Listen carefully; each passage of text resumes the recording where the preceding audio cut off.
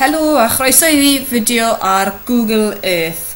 Mae'r mwyafrif ohonom yn ymwybodol o Google Earth a wedi gweld felly blynyddoedd yn ôl. Ond mae Google Earth wedi dod i brofi fod yn app pwerus iawn o ran dyfeisiau Android ac iOS. A wrth gwrs mae ddim ac hefyd ar gael ar-lein. Dwi'n credu'n gryf y gallai Google Earth gael ei ddefnyddio mewn amrywiaeth o wersi a testunau i helpu disgyblion gyda'i gwaith. Felly gobeithio bydd y fideo yma'n rhoi tutorial byr i chi. Felly wedi chi lawrlwytho'r app neu mynd ar-lein i Google Earth, gorwch eich app chi, neu gorwch ar-lein, a wedyn fe welwch chi'n syth beth wneith Google Earth yw llwytho i fyny a mynd yn syth i'r lleoliad yr ydych chi'n byw yn nawr. Felly mae e jyst yn llwytho fan hyn. Tra bod Google Earth yn gwneud na, dangosau cwpl o bethau i chi am gosodiadau, settings ac yn y blaen. Am ryw reswm neu'n ffrainc ar y foment. Ond os gliciau ar y saith yma lan fan hyn, fe eith Google Earth a fi yn syth i ble dwi'n byw nawr. Felly tra bod yn gwneud na, mae'n pigo lan ble ydw i. Dwi'n i stopio fe am y tro, dwi ddim am datgelu'n union ble dwi'n byw fan hyn. Beth na i clicio ar y top ar y chwith, fanna, a wedyn dangos ambell i beth i chi. Os edrychwch chi ar y gwaelod a clicio ar Google Earth Gallery, beth sydd mewn fan hyn yw amrywiaeth o fapiau, felly fydd o ddiddordeb i chi. Mae'n cymryd bach o amser i lwytho. Mae yna rai enghreifftiau yn troi lan yn syth fan hyn o'ch blaenau chi. Lle ni fynd i'r ail dudalen hefyd. Mae'n sôn am dymereddau, mae'n sôn am safswm cyflog yn Ewrop, pethau am gwpan y byd ac yn y blaen. Felly bydd yna o ddiddordeb i rai bobl. Ewn ni mas o fyna, nôl mewn i'r gosodiadau, mewn i'r settings eto. Dwi'n mynd i glicio lawr fan hyn wedyn yn settings, yn y man yma. Fel chi, mae yna nifer o bethau yn troi lan. Yn gyntaf, position, safle, cliciau fyna. Beth ti'n gallu neud yw troi hwn arno, drwy llithro fe fydd yn ymddangos fan hyn wedyn yn syth o ran safle ble dwi nawr. A mae'n gallu rhoi hwnna mewn amrywiaeth o ffyrdd, a dwi'n gallu dewis yr uned o ran uchder. Felly newn ni yna, dwi'n jyst mynd i troi hynny i ffwrdd am y tro. Hefyd, mae yna auto tilt sy'n golygu pan ydych chi'n symud eich iPad chi, bydd yr app yn symud yn naturiol gyda eich symudiad dwylo. Chi'n gallu gwaredu hanes yr app o ran ble chi wedi ymweld ag gyda'r cache ac yn y blaen. A'r holl ffordd lawr, felly bod yn werth i chi sylwi ar y tutorial sy'n mynd â chi cam wrth gam trwy rai o'r symudiadau mwyaf sylfaenol. Felly, nôl yn i wedyn, i fan hyn, a beth dwi'n ei wneud, fe newn ni mynd yn syth i grymych am y tro, gan fod ysgol Preseli wedi leoli fyna. Mae Google Earth nawr yn ymweld yn syth a chrymych ac yn chwyddo i mewn, yn zoomo i mewn. A dyma ni awyrlu'n hyfryd o grymych. Na drwy ddefnyddio dau fis sy'n gallu pinsio i mewn ac allan, chwyddo i mewn ac allan drwy ddefnyddio dau fis sydd yn gret. Beth dwi am ddangos i chi yw drwy glicio ar hwn lan fan hyn. Mae yna nifer opsiynau yn dod lan. Enghraifft, troi popeth i ffwrdd i gychwyn. Os clicio ni ar places, fe wneith y syth ddangos rai o'r lleoliadau. Felly dyma ni, mae'n ymddangos crymych a chydig o wybodaeth am grymych o'r Wikipedia. Felly clicio ar businesses, dyma ni, mwy o symbolau yn ymddangos ar y sgrin. A enghraifft, os cliciau yma, mae'n sôn am grymych AMS. Mae hyd yn oed yn cynnwys ambell i adolygiad, os ydyn nhw yno ar Google, rai cadarnhaol iawn fan hyn, wrth gwrs. Ewn ni nôl wedyn. Edrych ar y top ar y chwith eto. Panoramiau ffotos, beth mae yna'n gwneud yw os oes unrhyw un wedi bod yn grymych a wedi ychwanegu ffotos fan hyn i Google. A mae'n cael ei synhwyro'n syth a mae'n bosib i fynd i edrych ar y wybodaeth na pwy dynodd y ffoto ac yn y blaen. Wikipedia wedyn, gallwn ni glicio mwyn cael mwy o wybodaeth am y pentre.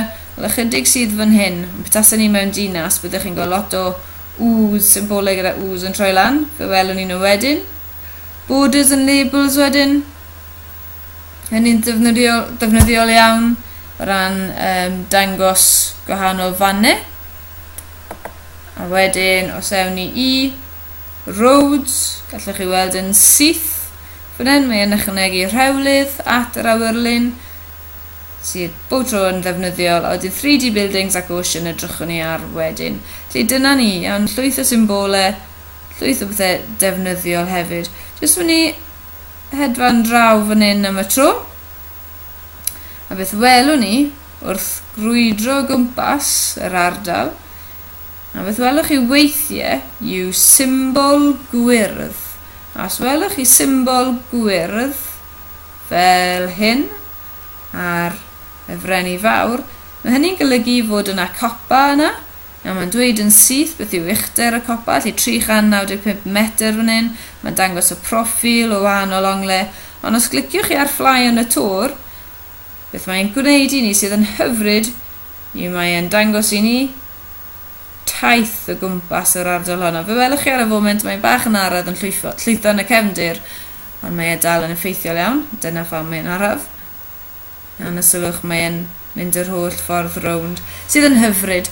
Felly dwi'n ni adael Freni Fawr i fod am y tro, a hedfan mas o fan hyn, a fe ai chi i rhywle fel Bethesda, yng Ngogledd Cymru.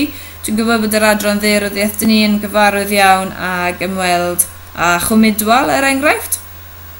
Be sydd yn digwydd yn fwy nawr yw mae'n anodd i fynd â phlant a disgyblion allan ar waith maes, neu os ydych chi yn astudio daearyddiaeth o bosib, byddech chi'n gweld Google Earth yn ddefnyddiol iawn. Dwi'n ei droi rai o'r pethau yma i ffwrdd fel Wikipedia a busnesau am y tro. Beth newn ni yw jyst chwyddo mewn i'r ardal yma a sylwch yn syth ar ba mor glir mae popeth. A sylwch, dyma ni yn Llunudwal. Iawn, os gliciau ar y melyn, fe wneith y roi gwybodaeth ddefnyddiol i ni o Wikipedia gyda ffotos. Mae pob un o'r smotiau bach yma yn dangos ffotograffau o'r ardal, pobl sydd wedi tynnu ffotos a rhoi nhw fyna, sydd yn ddefnyddiol, sy'n hyfryd fyna. Ond y bwysicach yw manylder, iawn, yr hyn rydyn ni'n gallu gweld. Ni'n troi panorami o ffotos bant am y tro. Os na i chwyddo allan, sylwch eto ar y chwyth fan hyn, mae yna triongl gwyrdd yn dangos uchder. A eto, mae'n bosib i hedfan ar daith y gwmpas yr ardal hon. Felly, os yw math ardal o ddiddordeb i chi mae'n wych, ydy o ran dangos ôl rhewlifiant ac yn y blaen. A hyd yn oed heb fynd ar disgyblion am mwyach, mae hyn yn gret. Os ydych chi'n adolygu daearyddiaeth, beth gwell na mynd yma a gweld y dystiolaeth am eich hun. A fe welwch chi yma crognentydd, dyffrynoedd o wahanol siapau, llynnoedd wrth gwrs, ac yn y blaen. Eto dwi'n ni stopio fe am y tro.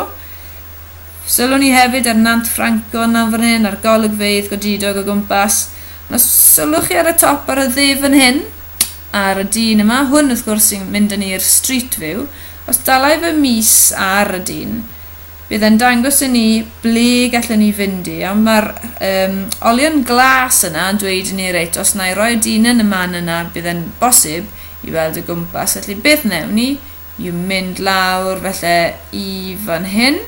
Os fan hyn fiodd y car fel bydai yn tynnu ffotos o'r ardal.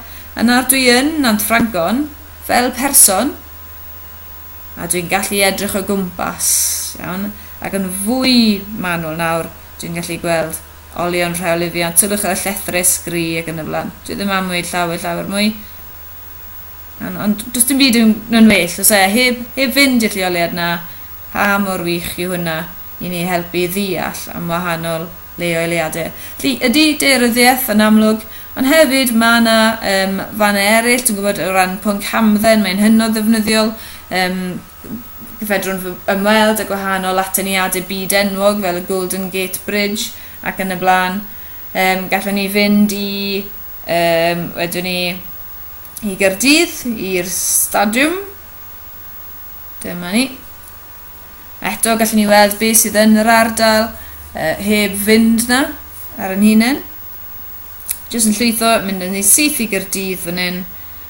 A wedyn feithon ni'n syth i'r stadiwm, a gallwn ni chwyddo mas eto, gweld beth sydd yn yr ardal, edrych o gwmpas. O ran y symbolau wedyn, os edrychwn ni fan hyn, drwy glicio'r fusnesau, yn syth fan'na mwy o bethau yn ymddangos. Drwy glicio ar W am Wikipedia, gallwn gael llawer o wybodaeth diddorol am yr ardal ac am y stadiwm ei hunan.